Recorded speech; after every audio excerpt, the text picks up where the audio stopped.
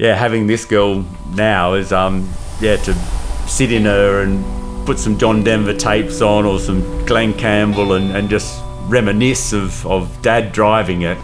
I become loyal to a car. You put so much time in them and they've done good to you, and you keep them on the road, and probably that's what my dad did, and that's what I'm doing. And on that Christmas Eve of 1974, a cyclone came through Darwin and devastated the place. I was 4. This is the noise of the cyclone.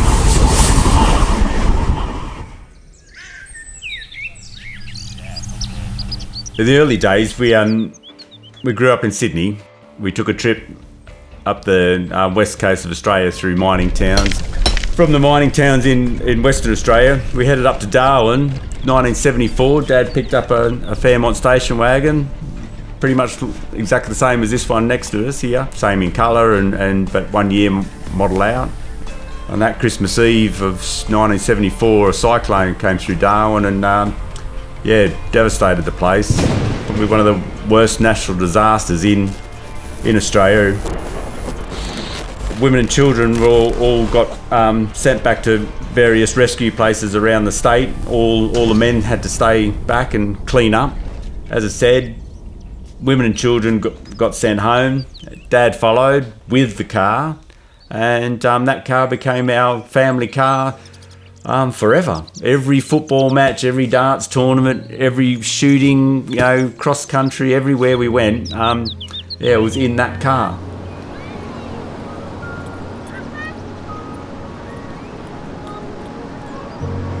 It came round to me having a lifestyle change of surfing and stuff, and I thought, wow, Dad's car, we've still got it. It'll be an awesome surf car.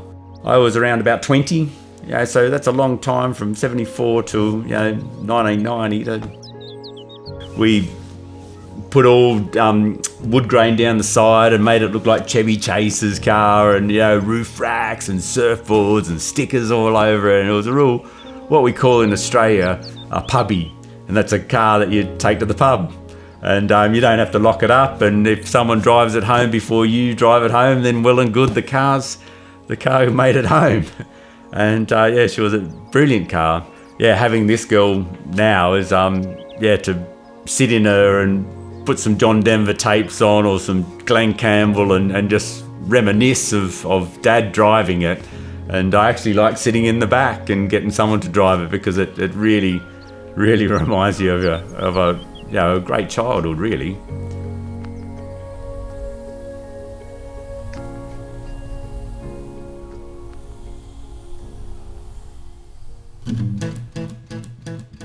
I had an old Holden pickup truck, a ute, and we saw it come up on eBay, and I thought, oh wow, my mate showed me, and I said, gotta have that car.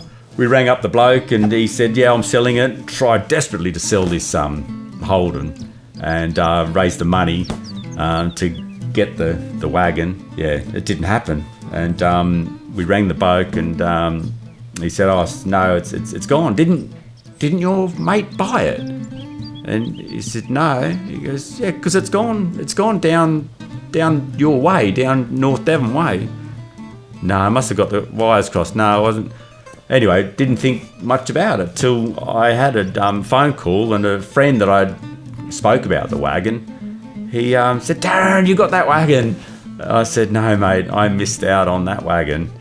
And he said, no, bullshit, because I just saw it drive through the village. And I went, you're kidding. He goes, no, you have it, don't you? And I said, no, I didn't buy it.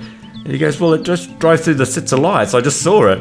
And I went, no way, the thing's trying to find me.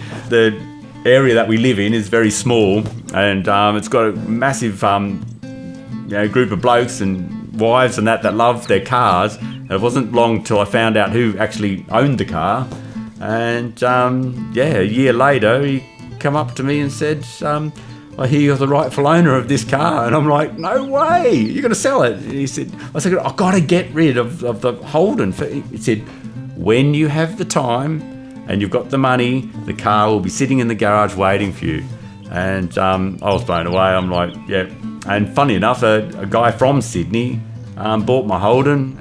My wife rang around and had it delivered, and I didn't know it was getting delivered. And my mate that has V8s, he was having a beer in the garage with us, and I hear this burgle of a V8 come up the drive, and I'm like, well, Mick's here. What's this V8 coming up? And then I turned around, and it was a Fairmont, and Pete got out of the car with his wife, and happy days. She's mine now, not going anywhere now. I was always thinking about bringing something from Australia over, and no, not till that. They're not here. I know of one more that's in a full restoration at the moment, and that once I found out, I saw the paperwork how they did bring them over to England and sold them, but been told that they were match prices with something you could buy from Germany when in a higher spec. Funny enough, in the village, the local fish and chip shop, their father had one, so he likes to see it pull into the service station and drive through, because it reminds him of his childhood as well. So I'm happy with that. Yeah, a lot of people in England don't understand the car. They'll go to their child, oh, look at the old American car, and I'm thinking, well, it's not American, it's true blue Aussie. I love the nostalgia of owning the car and of being Australian and of being from my childhood. A lot of people think it's an old Mark III Cortina, and then they take a double take and went, wow, it's a lot bigger than I remember. I said, no, it's not, and what you think it is. And I said, it's from Australia. Oh, wow. Yeah.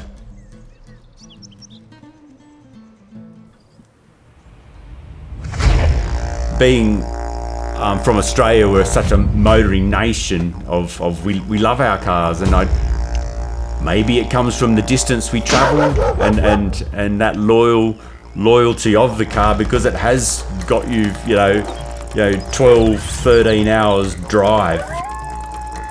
A lot of people, there's people with Holden tattoos and Ford tattoos, and they'll live and die by their car that they chose. But I love them all. I love all different shapes of cars, the Japanese cars, and with my first car, little Mazda and stuff. And I'm not racist on car models, that's for sure.